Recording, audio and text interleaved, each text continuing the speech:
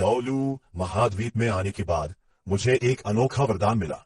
मेरी आत्मिक शक्ति हर वर्ष अपने आप एक स्तर बढ़ जाती थी। मेरा इरादा था कि आराम से जीवन बिताऊं, आत्मिक शक्ति को स्वतः बढ़ने दूं और धीरे धीरे देवत्व प्राप्त कर लूं। लेकिन नियति ने कुछ और ही तय कर रखा था। संयोग से मुझे गंभीर रूप से घायल और बेहोश विश डोलो दुगुबो मिल गए। इतना ही नहीं, पुनर्जन्म लेकर आई पांचवी बहन फॉक्स स्पिरिट और पवित्र देवदूत आत्मा वाली लड़की ने भी मुझे अपना भविष्य का पति मान लिया। इसी तरह मेरी ऐसी यात्रा शुरू हुई जिसमें सफलता मानो स्वयं मेरे पास चली आती थी और मेरे पीछे एक अत्यंत शक्तिशाली संरक्षक भी खड़ा था। बच्चे, तुमने हमें जानबूझकर दूर भेजा था ताकि ये दिव्य जड़ी बूटियां ले सको, है ना? अगर तुम्हें सचमुच ये जड़ी बूटियां चाहिए थी तो सीधे कह सकते थे। चोरी छिपे ऐसा करने की क्या जरूरत थी? गुरुजी, ये सच है कि मैंने जानबूझकर आपको और बड़ी बहन को दूर भेजा था। मेरा उद्देश्य वास्तव में इन्हीं दिव्य जड़ी बूटियां से जुड़ा था, लेकिन मैं ये सब आपके लिए कर रहा था। मैंने आपके विष का उपचार ढूंढ लिया है, कृपया थोड़ा इंतजार कीजिए। ये कहकर मैंने आंखें बंद की और औषधीय ज्ञान को आत्मसात करने लगा। दादाजी, छोटे भाई जिस उपचार की बात कर रहे हैं उसका क्या मतलब है? क्या आपको जहर चढ़ चुका है? क्या बकवास है। तुम्हारे दादाजी पूरे महाद्वीप के विष डोलुओ है। अगर विष प्रयोग में कोई पहला स्थान रखता है तो वह मैं हूं। दूसरा स्थान लेने की हिम्मत किसकी है? मैं खुद को कैसे जहर दे सकता हूं? लेकिन छोटे भाई की बात पर मुझे भरोसा है। दुगुबो कुछ पल के लिए निरुत्तर रह गए। उन्हें लगा कि उन्होंने अपनी पोती को व्यर्थ ही पाला है। काफी समय बाद मैं धीरे धीरे जागा। आंखें खुलते ही सबसे पहले दुबू यान की चिंतित नजरें दिखाई दी। बड़ी बहन, क्या आपको मुझ पर संदेह नहीं है? शुरुआत में था, लेकिन जब छोटे भाई ने समझाया तो मेरा संदेह खत्म हो गया। ये दिव्य जड़ी बूटियां सचमुच अमूल्य है, लेकिन यदि तुम्हें चाहिए थी तो सीधे मांग सकते थे। ऐसी तरकीब अपनाने की क्या जरूरत थी? मैं हंस पड़ा। मेरा शरीर शक्ति से भरा हुआ महसूस हो रहा था और मन भी गर्मजोशी से भर गया था। गुरुजी, मेरे पास वास्तव में आपका विष दूर करने का उपाय है। मैंने 3 दिव्य जड़ी बूटियां ग्रहण की है। मेरे रक्त से तैयार औषधि निश्चित रूप से प्रतिविष का काम करेगी। मूर्ख लड़के, क्या तुमने अपने शरीर को प्रयोगशाला बना लिया? आगे से ऐसा करने की हिम्मत मत करना। सुना तुमने? जी, सुन लिया। दुगुबो ने मुझे गहरी नजरों से देखा और फिर मेरे रक्त का थोड़ा हिस्सा लेकर चले गए। असल में गुरुजी, मेरे पास एक और तरीका भी है। बिना औषधि के भी उपचार संभव है, लेकिन उससे पहले आपको मुझसे एक वादा करना होगा। बताओ, जब मैं अपना आत्मिक पशु प्राप्त करने जाऊं तब निर्णय पूरी तरह मेरे हाथ में होगा। तुम जितनी गंभीरता से ये बात कह रहे हो उससे मेरा दिल उतनी ही तेजी से धड़क रहा है। जो लड़का अपने शरीर को औषधि परीक्षण के लिए इस्तेमाल कर सकता है उस पर मैं आंख बंद करके कैसे भरोसा करूं? मेरे चेहरे की मुस्कान जम गई। दुगु यान भी, जो अभी तक मेरी तरफदारी करने वाली थी, चुप हो गई और नाराज होकर मुझे घूरने लगी। छोड़ो, मुझे पता है कि तुम्हारे मन में कोई योजना है। मैं तुम्हें 1 बार रोक सकता हूं, 2 बार रोक सकता हूं, 100 बार भी रोक सकता हूं, लेकिन अगर तुमने कुछ करने की ठान ली तो आखिरकार कर ही लोगे। फिर भी हर काम सोच समझ कर करना। अब तुम अकेले नहीं हो। मैं और यान यान दोनों चाहते हैं कि तुम सुरक्षित और स्वस्थ रहो। दुगुबो वहां से चले गए, लेकिन मुझे समझ आ गया कि असली मुसीबत अब शुरू होने वाली है। मैं आगे बढ़ा और दुगु यान को बाहों में भर लिया, फिर उसके गाल पर जोर से एक चुंबन दे दिया। एक क्षण में माहौल पूरी तरह बदल गया। अभी तक गुस्से से भरी हुई छोटी शेरनी अचानक बेहद शांत और संकोची हो गई। उसी समय जल्दबाजी में लौटकर आए दुगुबो ये दृश्य देखकर स्तब्ध रह गए। उन्हें विश्वास ही नहीं हुआ कि उनकी पौती इतनी जल्दी किसी के सामने पिघल जाएगी। कुछ समय बाद सूर्यास्त वन में एक वृद्ध और 2 बच्चों ने तेजी से आगे बढ़ रहे थे। दुगु यान का निचला शरीर सर्प की पूंछ में बदल चुका था और वो अद्भुत गति से जंगल में फिसल रही थी। गिरे हुए पेड़ और चट्टानें उसकी राह नहीं रोक पा रही थी। मैं अपनी आर्च स्पाइडर टोंगो जैसी कांटेदार भुजाओं का उपयोग करते हुए पेड़ों के बीच फुर्ती से दौड़ रहा था। जहां तक दुगुबो की बात थी, वे किसी प्रेत की तरह कभी इधर तो कभी उधर प्रकट हो रहे थे। गुरुजी, आपको स्वयं आने की क्या आवश्यकता थी? शैशान ही पर्याप्त थे। अगर मैं नहीं आता तो तुम्हारा ये छोटा दिमाग ना जाने कौन सी नई मुसीबत खड़ी कर देगा। और मेरे विष का क्या? दुगुबो ने कुछ सरल परीक्षणों के बाद ये पुष्टि कर ली थी कि वास्तव में मेरे रक्त में उनके विष को निष्क्रिय करने की क्षमता मौजूद थी। अब तक दुगुबो अपने अतीत को याद कर रहे थे, केवल इसलिए कि मुझे आत्मिक पशु का शिकार करना था और उनके विष का उपचार भी करना था। उन्होंने अपने उपचार की योजना को कुछ समय के लिए टाल दिया था। इतने वर्षों तक प्रतीक्षा करने के बाद 1-2 दिन और सही, सावधान, आगे फिर एक आत्मिक पशु है। दुगु बो ने आंखें सिकोड़कर सामने देखा। 1000 वर्ष पुरानी किंग कांग मकड़ी। पहले की तरह इसे छोड़कर आगे बढ़ते हैं। मैं अचानक वही रुक गया। मेरी 8 स्पाइडर कांटेदार टांगों ने जमीन पर गहरी लकीरें खींच दी। कितने वर्ष पुरानी? लगभग 1000 से कुछ अधिक। 1500 वर्ष से कम होगी। गुरुजी, ये मत कहिए कि आप नहीं समझ रहे। मेरा पहला आत्मा वलय इसी से होगा। बच्चे, मुझे मत बताना कि तुम अपने पहले आत्मा वलय के लिए 1000 वर्ष पुराना आत्मा वलय लेना चाहते हो। गुरुजी, हम पहले ही तय कर चुके हैं। मेरे आत्मा वलय का निर्णय मैं स्वयं करूंगा। ठीक है, मैं भी देखता हूं कि तुम इस 1000 वर्षीय आत्मा वलय को कैसे अवशोषित करते हो। उस समय किंग कांग मकड़ी अपने शिकार को खा रही थी। उसे कुछ समझ आता उससे पहले ही एक विशाल हथेली उसके ऊपर आ गिरी। वह वहीं बेहोश होकर गिर पड़ी। दादाजी, छोटे भाई पागल हो गए हैं। लेकिन आप भी उनके साथ क्यों पागलपन कर रहे हैं? कोई बात नहीं, अगर आत्मा वलय का अवशोषण असफल हुआ तो मैं स्वयं इस आत्मा वलय को नष्ट कर दूंगा। बस इस बच्चे को थोड़ी पीड़ा सहनी पड़ेगी। मैंने खंजर निकाला और किंग कॉन्ग मकड़ी की आंख में घोंप दिया।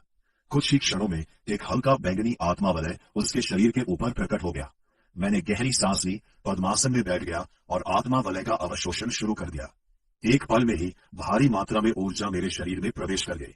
मैं दर्द से कराह उठा और पूरा शरीर बुरी तरह कांपने लगा। दुगु बो की आंखें मुझ पर टिकी हुई थी। यदि मैं जरा भी नियंत्रण खोता तो वे तुरंत हस्तक्षेप कर देते, लेकिन अगले ही क्षण वे पूरी तरह स्तब्ध रह गए। शुरुआती असुविधा के बाद मैंने उस ऊर्जा को पूरी तरह नियंत्रित कर दिया और धीरे धीरे उसे अपनी शक्ति में बदलने लगा। असल में 1 वर्ष पहले ही मेरी आत्मिक शक्ति 10वें स्तर से काफी ऊपर पहुंच चुकी थी। मैंने जानबूझकर आत्मा वलय प्राप्त नहीं किया था, क्योंकि मैं सामान्य सीमा से ऊपर जाकर आत्मा वलय अवशोषित करना चाहता था। बर्फ और अग्नि से शरीर परिष्कार तथा दिव्य औषधियों के प्रभाव से मेरा शरीर असाधारण रूप से शक्तिशाली हो चुका था। यदि परिस्थितियां अनुमति देती तो मैं 10,000 वर्ष पुराने ब्लू सिल्वर सम्राट की आत्मा अस्थि भी नहीं छोड़ता। तभी एक विचित्र तरंग फैल गई। बैंगनी आत्मा वलय धीरे धीरे स्थिर हो गया और मानो सुरक्षा कवच की तरह मुझे घेर कर बैठ गया। एक टाइटल डोलुओ होने के बावजूद दुगु बो को ऐसा लग रहा था जैसे वे कोई सपना देख रहे हो। दुगु यान भी बगल में खड़ी अवाक रह गई। छोटे भाई सचमुच सफल हो गए। दुगु बो के पास कहने के लिए शब्द नहीं बचे थे। पहला आत्मा वलय ही 1000 वर्ष पुराना था, तो भविष्य में उसके आत्मा वलय कितने भयानक होंगे। दोनों की निगाहों के बीच मैं धीरे धीरे खड़ा हो गया। जैसे ही मैंने शरीर को हल्का सा हिलाया, हड्डियों से लगातार चटकने की आवाजें आने लगी। कैसा महसूस हो रहा है? मैं आत्मविश्वास से मुस्कुराया। मेरी पीठ से 8 नुकीले स्पाइडर कांटे बाहर निकले। उनका मूल सुनहरा रंग अब गहरे काले सुनहरे रंग में बदल चुका था। सिर्फ उन्हें देखकर ही खतरे का एहसास होता था। प्रथम आत्मा कौशल, किंग कॉन्ग रूपांतरण। बैंगनी आत्मा वलय चमक उठा। 8 स्पाइडर कांटे और भी गहरे तथा चमकदार हो गए। मैंने हल्के से एक कांटा घुमाया। दूर पड़ा एक विशाल पत्थर बिना किसी आवाज के 2 टुकड़ों में कट गया। दुगु बो आगे बढ़े और कटे हुए हिस्से को छूकर देखने लगे। कटाव इतना चिकना था कि मानो मक्खन काटा गया हो। यह तो टोफू काटने से भी आसान है। आवाज तक नहीं हुई। यह आत्मा कौशल मेरे स्पाइडर कांटों को शक्ति प्रदान करता है। उनकी ताकत, धार और मजबूती तीनों कई गुना बढ़ जाती है। दुगु बो बार बार सिर हिलाने लगे। उनकी आंखों में केवल प्रशंसा और आश्चर्य था। जल्दी मत कीजिए गुरुजी, इससे भी बड़ी खुशखबरी बाकी है। मैं मुस्कुराते हुए फिर किंग कॉन्ग मकड़ी के शव के पास पहुंचा। कृपया इस अप्रत्याशित सौभाग्य के साक्षी बनिए। आत्मा अस्थि। मैंने अपने 8 स्पाइडर कांटों से शव को अलग अलग भागों में काटा। अंदर से एक चमकदार दाहिनी टांग की आत्मा अस्थि प्रकट हुई। दुगु बो ने गहरी सांस ली। एक टाइटल डोलुओ होने के बावजूद उनके पास भी पूरा आत्मा अस्थि सेट नहीं था। इससे उसकी दुर्लभता का अंदाजा लगाया जा सकता था। लेकिन अगले ही क्षण मेरी हरकत ने उन्हें फिर चौंका दिया। मैंने आत्मा अस्थि उठाई और हल्के से उछाल दी। वो सीधे दुगु यान की ओर उड़ गई। यान यान, ये तुम्हारी है, इनकार मत करना, नहीं तो मैं नाराज हो जाऊंगा। तुम ये आत्मा अस्थि यान यान को देना चाहते हो? गुरुजी, क्या आपको वो दूसरा विष उपचार तरीका याद नहीं है जिसके बारे में मैंने बताया था? उसकी अब जरूरत नहीं पड़ेगी। NP। मेरी ताकत और पहचान के साथ आत्मा अस्थि प्राप्त करना कोई कठिन काम नहीं है। चूंकि गुरुजी को आत्मा अस्थि की कमी नहीं है, तो मेरे पूरे शरीर की आत्मा अस्थियों की व्यवस्था भी गुरुजी पर ही छोड़ता हूं। दफा हो जा। चूंकि ये छोटे भाई की भावना है, यान यान, तुम इसे स्वीकार कर लो। दुगु यान खुशी खुशी बैठ गई और आत्मा अस्थि को अवशोषित करने की तैयारी करने लगी। दुगुबो दोनों बच्चों को देखकर अनजाने में मुस्कुरा उठे। जल्दी अवशोषण शुरू करो, आखिर ये आत्मिक पशुओं का जंगल है। अगर अचानक कोई बड़ा झुंड आ गया तो मैं भी तुम्हारी सुरक्षा की पूरी गारंटी नहीं दे सकता। गुरुजी, मेरी आत्मिक शक्ति शायद 20वें स्तर तक पहुंच गई है, तो क्यों ना मेरे लिए दूसरा आत्मा वलय भी यही प्राप्त कर लिया जाए। दुगुबो कुछ क्षणों के लिए चुप हो गए। अचानक वे मेरे सामने प्रकट हुए। मुझे 2 बार ऊपर नीचे देखा और फिर अपनी आत्मिक शक्ति से मेरी जांच शुरू कर दी। उन्होंने पाया कि मेरी आत्मिक शक्ति अब और आगे नहीं बढ़ रही थी, मानो वो अपनी सीमा तक पहुंच चुकी हो। वास्तव में 20वें स्तर की आत्मिक शक्ति। बच्चे, तुमने ये कैसे किया? गुरुजी, शायद आप भूल गए हैं कि मैं 1 वर्ष पहले ही 10वें स्तर को पार कर चुका था। बिना आत्मा वलय के आत्मिक शक्ति आगे नहीं बढ़ सकती, इसलिए अतिरिक्त शक्ति शरीर में जमा होती रहती है। जब नया आत्मा वलय मिलता है तो वो शक्ति फिर से प्रकट हो जाती है। फिर भी 1 वर्ष में 10 स्तर बढ़ना असंभव है। 1000 वर्षीय आत्मा वलय अधिक से अधिक 1 या 2 स्तर ही बढ़ा सकता है। तभी दुगुबो को अचानक कुछ याद आया। 3 दिव्य जड़ी बूटियां। उन्हें समझ आ गया कि उन दिव्य जड़ी बूटियों ने मुझे ना जाने कितनी अतिरिक्त आत्मिक शक्ति प्रदान की होगी। संभव है कि 20वां स्तर भी मेरी वास्तविक सीमा ना हो। बेशक उन्हें यह नहीं पता था कि मेरे विशेष वरदान ने भी मुझे अतिरिक्त शक्ति प्रदान की थी। ठीक है, अब समझ गया। तो दूसरे आत्मा वलय के बारे में तुम्हारा क्या विचार है? क्या हम 10,000 वर्षीय आत्मा वलय आजमाएं? नहीं, 10,000 वर्षीय आत्मा वलय के लिए मेरी जान शायद पर्याप्त नहीं होगी। फिलहाल 1000 वर्षीय आत्मा वलय ही ठीक रहेगा। सामान्य आत्मा गुरुओं के लिए तीसरा आत्मा वलय लगभग 1500 वर्ष पुराना होता है और चौथा आत्मा वलय लगभग 4000 वर्ष पुराना। 1 मिनट गुरुजी, कुछ दिन पहले मैंने किसी को कहते सुना था कि सामान्य आत्मा गुरु का तीसरा आत्मा वलय अधिकतम 7700 वर्ष पुराना हो सकता है। ये कैसी बकवास है? दुगुबो लगभग चिल्ला पड़े। क्या पौधों के आत्मा वलय और पशु आधारित आत्मा वलयों की सहन शक्ति एक जैसी होती है? क्या आक्रमण प्रकार और उपचार प्रकार आत्मा गुरुओं की क्षमता समान होती है? सुनो बच्चे, आत्मा वलयों की वहन क्षमता के बारे में कभी कोई सटीक नियम नहीं रहा। अगर कोई व्यक्ति 10 वर्ष तक की सटीकता के साथ सीमा बता सकता है तो वह इंसान नहीं, देवता होगा। यह विचार मेरी अपनी सोच से पूरी तरह मेल खाता था। मैं भी तथाकथित निश्चित सीमाओं वाले सिद्धांतों पर पूरी तरह विश्वास नहीं करता था। तो बच्चे, क्या तुम सामान्य चौथे आत्मा वलय के स्तर यानी लगभग 4000 वर्ष वाले आत्मा वलय का चयन करोगे, या तुम्हारे मन में कोई और योजना है? 4 या 5000 वर्ष का आत्मा वलय ठीक रहेगा, थोड़ा सुरक्षित भी रहेगा, और सबसे अच्छा होगा अगर वह मकड़ी प्रकार का आत्मिक पशु हो। दुगुबो ने कुछ सोचा और फिर बोले, यदि हम इसी दिशा में आगे बढ़े तो मैंने पहले एक भूमिगत दानव मकड़ी देखी थी। वह लगभग 5000 वर्ष पुरानी होनी चाहिए, या फिर बाईं ओर लगभग 300 किलोमीटर दूर बर्फीली मकड़ियों का एक बड़ा समूह रहता है। उनमें कई हजार वर्षीय मकड़ियां भी हैं। हम वहां जाकर आराम से चुनाव कर सकते हैं। बहुत बढ़िया। जैसे ही बड़ी बहन आत्मा अस्थि का अवशोषण पूरा कर लेगी, हम तुरंत निकल पड़ेंगे। नहीं, दुगुबो ने सिर हिलाया।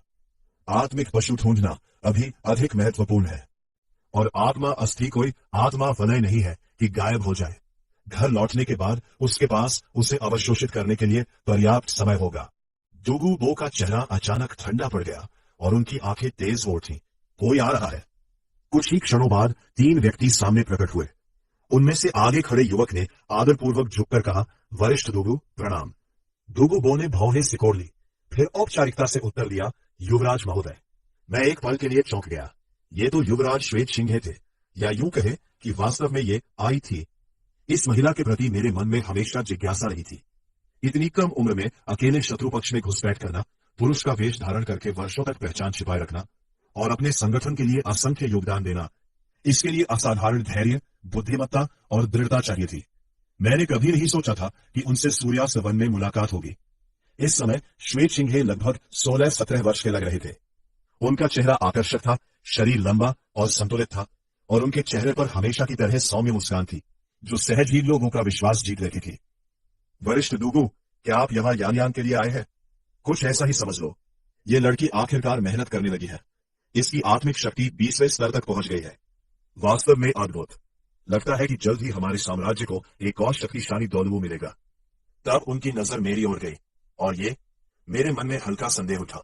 ऊपर से देखने पर ऐसा लग रहा था जैसे श्वेत सिंह मुझे नहीं पहचानते, लेकिन जब उनकी नजर मुझ पर पड़ी तो उनकी आंखों में क्षण भर के लिए खुशी, राहत और किसी पुरानी याद का भाव उभरा।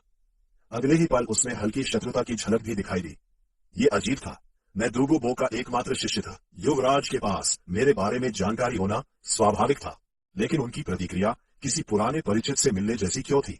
ये है मेरा शिष्य रेन श्याओलिन है। इस बार हम सूर्यास्त वन में इसके कारण भी आए हैं। छोटे भाई श्याओलिन तो केवल 6-7 वर्ष के लगते हैं। क्या इतनी कम उम्र में ही आत्मा गुरु बन गए? वास्तव में विश्वडॉलुओं के शिष्य होने योग्य प्रतिभा है। दुगु बो ने शांत स्वर में कहा, मेरा यह शिष्य अपना दूसरा आत्मा वलय प्राप्त करने आया है। क्या? इस बार श्वे चिंहे सचमुच चौंक गए। उनके पीछे खड़े दोनों लोग भी आश्चर्य से आंखें फैलाकर मुझे देखने लगे। इतनी कम उम्र में महान आत्मा गुरु, ऐसी प्रतिभा के बारे में तो मैंने कभी सुना तक नहीं। श्वे चिंहे ने मुस्कुराकर कहा, युवराज का सौभाग्य है कि आज ऐसी प्रतिभा देखने को मिली। उनके पीछे खड़े 2 लोगों में से एक लू गुरु आत्मा वलय प्राप्त करने आया था, लेकिन बुगु बो इस बात पर विश्वास नहीं कर रहे थे। यदि केवल एक अंगरक्षक को आत्मा वलय चाहिए होता तो युवराज स्वयं उसके साथ वन में नहीं आते। साम्राज्य के उत्तराधिकारी की सुरक्षा सबसे महत्वपूर्ण थी, इसलिए यहां आने का कोई और उद्देश्य अवश्य था। यदि ऐसा है तो हम अलग अलग दिशा में चलते हैं। ठीक है। जाते जाते श्वे चिंहे मुस्कुराए। छोटे भाई श्याओलिन, जब हम राजधानी लौटेंगे तो मैं एक भोज आयोजित करूंगा, तुम्हें अवश्य आना होगा। मैंने तुरंत सिर हिला दिया। अगर गुरुजी अनुमति नहीं देंगे और मैं चुपके से चला गया तो वापस आने पर निश्चित रूप से पिटाई होगी। यह सुनकर दुगु यान हंसी रोक नहीं पाई। दुगु बो ने भी आंखें घुमाई। छोटे भाई सचमुच रोचक व्यक्ति है। अगली बार मुलाकात होगी। मैं उनकी जाती हुई पीठ को देखता रहा। मेरे मन में एक अजीब भावना उठी।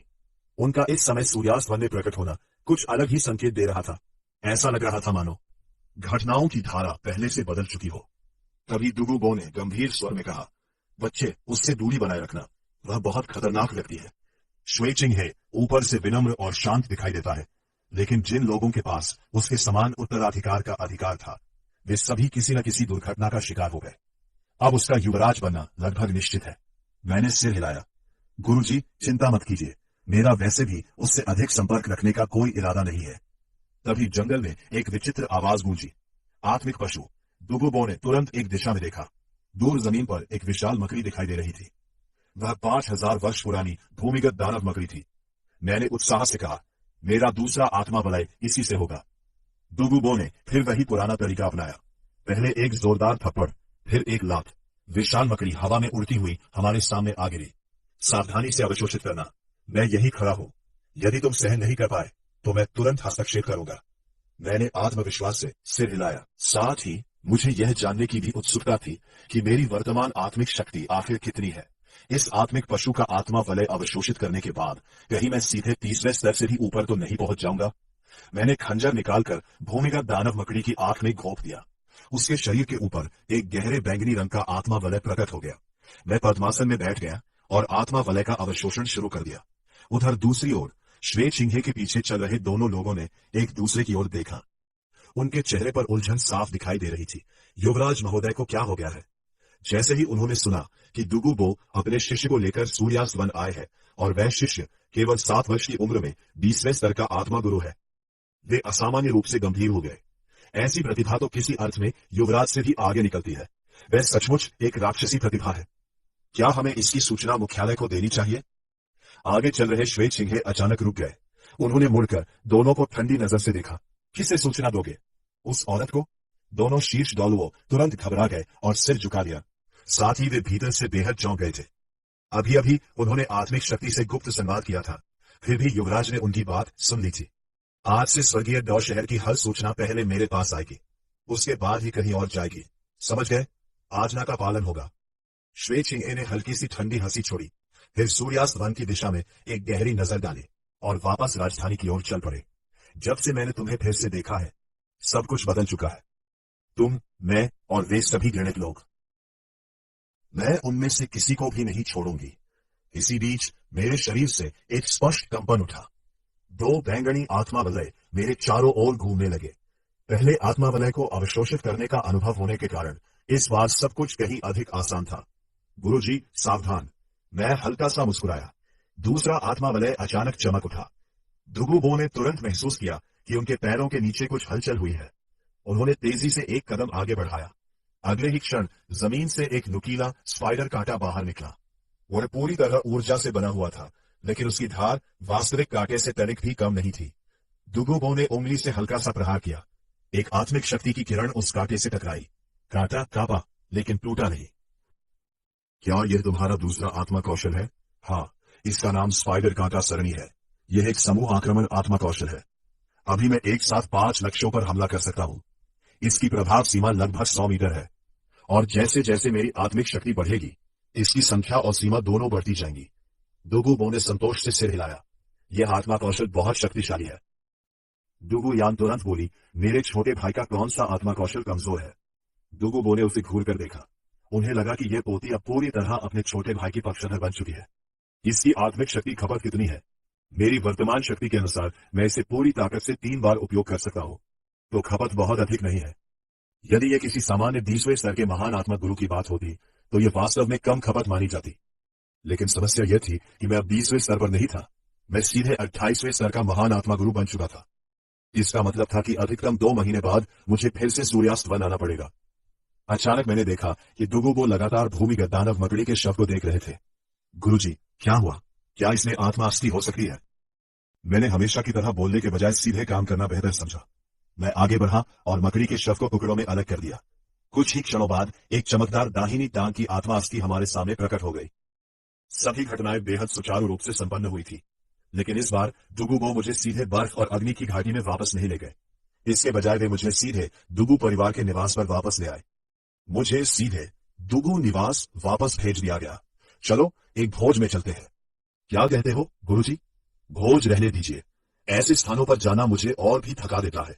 बेहतर होगा कि आप मुझे कुछ पैसे दे दें। मैं और बड़ी बहन स्वर्गीय डॉ शहर में घूम लेंगे और कुछ सामान भी खरीद लेंगे। दुगुबो ने एक काला कार्ड मेरी ओर उछाल दिया। इसे इस्तेमाल करना आता है ना? इसके अंदर 10 लाख स्वर्ण आत्मा मुद्राएं है। जो खरीदना है खरीद लो। धन्यवाद गुरुजी। वैसे बच्चे, तुम्हें कैसे पता चला कि वे दिव्य जड़ी बूटियां विष का उपचार कर सकती हैं? मुझे 2 पुरानी पुस्तकों से कुछ संकेत मिले थे, इसीलिए मैंने प्रयोग कर लिया। तुम पागल हो गए हो क्या? सिर्फ कुछ संकेत मिलने पर ही प्रयोग कर डाला।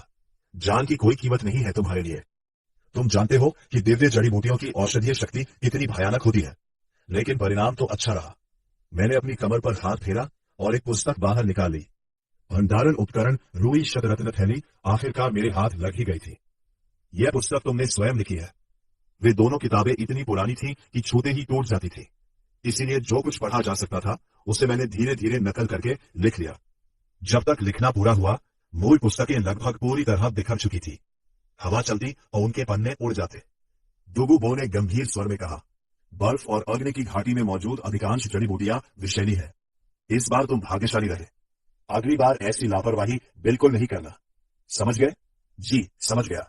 ठीक है, मैं प्रतिविष पर शोध करने जा रहा हूँ। हाल ही में मुझे कुछ और प्राचीन पुस्तकें मिली हैं। जब मैं उनकी प्रथा लिपि बना लूंगा, तब हम साथ मिलकर उनका अध्ययन करेंगे। यह सुनकर दुगुबो संतुष्ट हो गए और चले गए। स्वर्गीय डॉ शहर की सबसे व्यस्त सड़क पर दुगु यान मुझे लेकर एक विशाल नीलामी भवन में पहुंची। स्वर्गीय डॉ नीलामी भवन का इतिहास बहुत पुराना था। अनगिनत दुर्लभ वस्तुएं यहां से गुजरी थी। यहां तक कि आत्मा अस्थियों की भी नीलामी हो चुकी थी। इसलिए हर बड़ी नीलामी में असंख्य प्रभावशाली लोग उपस्थित होते थे। हमारा स्वागत करने वाली युवतियां अत्यंत आकर्षक वस्त्र पहने हुए थी। उनके कपड़े काफी साहसी और लुभावने थे। मैंने अनजाने में उनकी ओर 2-3 बार नजर डाल ली।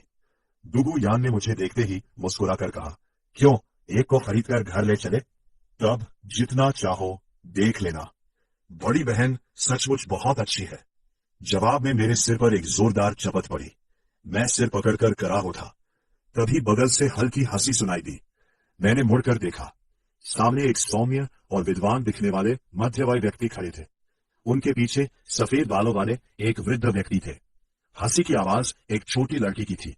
उसकी बड़ी चमकदार आंखें थी और वह सफेद राजकुमारी पोशाक में बेहद प्यारी लग रही थी। संप्रदाय प्रमुख निंग। यान यान, बहुत समय बाद मुलाकात हुई, और ये अवश्य ही वरिष्ठ दुगु के नए शिष्य होंगे। और एक एक दोनों की नजर मुझ पर टिक गई। मैं आगे बढ़ा और विनम्रता से प्रणाम किया। रेन श्याओलिन, संप्रदाय प्रमुख निंग को प्रणाम। तलवार डॉलुओ वरिष्ठ को प्रणाम। सामने खड़े व्यक्ति थे 1-2-1। उन्होंने प्रसन्न होकर कहा, अच्छा, बहुत अच्छा, इतनी औपचारिकता की आवश्यकता नहीं है। तुम और मेरी बेटी रोंग रोंग लगभग एक ही उम्र के हो। मुझे चाचा कह सकते हो। कुछ और शिष्टाचार के बाद दुगु यान ने निंग रोंगरोंग को सिर हिलाकर अभिवादन किया और मुझे लेकर विशिष्ट अतिथि क्षेत्र की ओर चली गई। निंग फेंगजी, तलवार दोलुओ और निंग रोंगरोंग भी वहीं आ बैठे। तलवार दोलुओ ने धीमे स्वर में कहा, फेंगजी, वह लड़का साधारण नहीं है। तलवार चाचा, आपने क्या देखा? उसके भीतर अत्यंत तीव्र आक्रामकता और धार है। उसकी उम्र के लिए यह असाधारण है। निंग फेंगजी मुस्कुराई। इसमें आश्चर्य की क्या बात है? दुगु बो का स्वभाव हमेशा से कठोर और अभिमानी रहा है। पिछले कई दशकों में न जाने कितने लोगों ने संबंधों का उपयोग करके उनका शिष्य बनने की कोशिश की, लेकिन सभी असफल रहे। अब उन्होंने अचानक इस बच्चे को स्वीकार किया है, तो निश्चित ही वो साधारण नहीं होगा। तलवार डोलुओ ने आगे कहा, उसकी आत्मिक शक्ति महान आत्मा गुरु स्तर की प्रतीत होती है। 7 वर्ष की आयु में 20 से अधिक साल वाला आक्रमण प्रकार महान आत्मा गुरु, यह वास्तव में दिलचस्प है। निंग फेंगजी ने कहा, सुना है कि जब उसका युद्ध आत्मा जागृत हुआ था तब उसकी जन्मजात आत्मिक शक्ति केवल 7 स्तर की थी। वह तो रोंगरोंग से भी कम थी। फिर उसकी शक्ति इतनी तेजी से कैसे बढ़ गई? यह सुनते ही निंग रोंगरोंग का चेहरा थोड़ा काला पड़ गया और उसने नाराज होकर मुंह फेर लिया। तलवार डोलुओ का चेहरा भी तुरंत गंभीर हो गया। निंग फेंगजी हल्का मुस्कुराए, लेकिन मन ही मन उन्होंने उस बालक को और अधिक महत्व देना शुरू कर दिया। शायद 30 वर्ष भी न बीते और यह लड़का आत्मा गुरुओं की दुनिया में एक अत्यंत शक्तिशाली हस्ती बन जाए। ही लोगों से निपटने का काम गुरुजी पर छोड़ देते हैं। बड़ी बहन, आप यहाँ कुछ खास खरीदने आई है क्या? मैंने उत्सुकता से पूछा। दुगु यान ने मुस्कुराते हुए कहा, मुझे एक छोटी सेविका चाहिए। सुना है कि इस बार की नीलामी में वही चीज आने वाली है जिसकी मुझे तलाश है। नीलामी में तरह तरह की वस्तुएं पेश की जा रही थी, कभी दुर्लभ खजाने, कभी सुंदर रत्न। दुगु यान को उन चमकदार गहनों में कोई रुचि नहीं थी। दूसरी ओर साथदार कई बार बोली लगाकर वस्तुएं खरीद रही थी। वो हर बार इतनी ऊंची कीमत लगाती कि कोई मुकाबला ही नहीं कर पाता। आंख दारक की पलक तक नहीं झपकती थी, मानो यह सब उनके लिए सामान्य बात हो। इससे 7 रत्न कांच संप्रदाय की अपार संपत्ति का पूरा प्रदर्शन हो रहा था। कुछ समय बाद एक सेवक छोटी गाड़ी धकेलते हुए मंच पर आया। गाड़ी पर एक चौकोर बक्सा रखा था। नीलामीकर्ता ने मुस्कुराकर कहा, माननीय अतिथियों, यह आज की एक अत्यंत दुर्लभ वस्तु है। विशेष रूप से पुरुष अतिथियों से अनुरोध है कि ध्यान दें। लाल कपड़ा हटाया गया। भीतर लगभग 11-12 वर्ष की एक लड़की थी। उम्र कम थी, लेकिन उसका शरीर अपनी आयु से अधिक विकसित था। उसके लंबे हरे बाल थे और कमर के नीचे एक लंबी सांप जैसी पूंछ थी।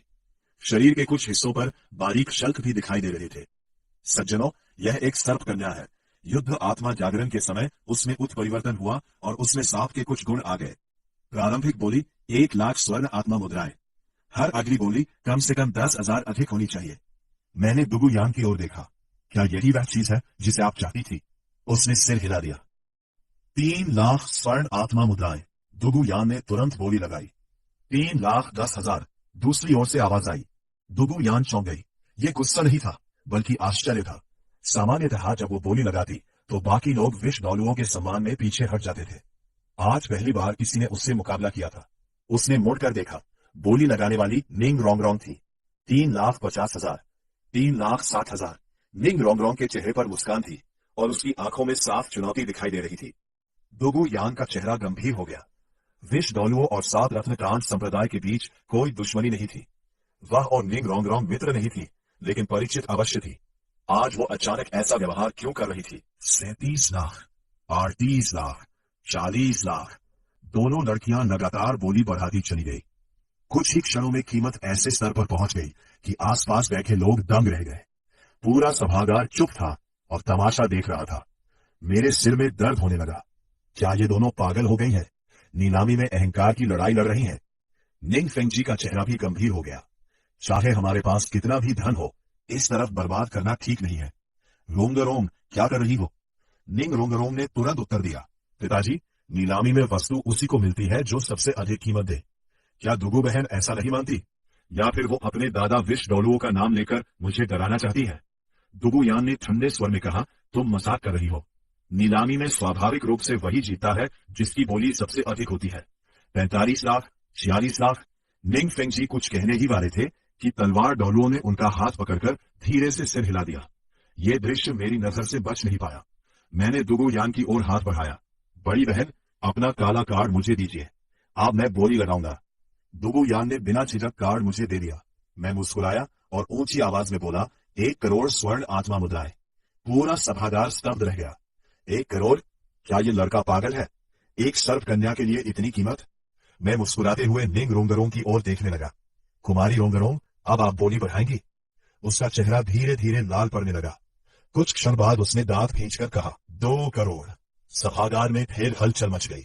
कई लोग आश्चर्य से उसे देखने लगे। क्या उसके पास सचमुच इतना धन है?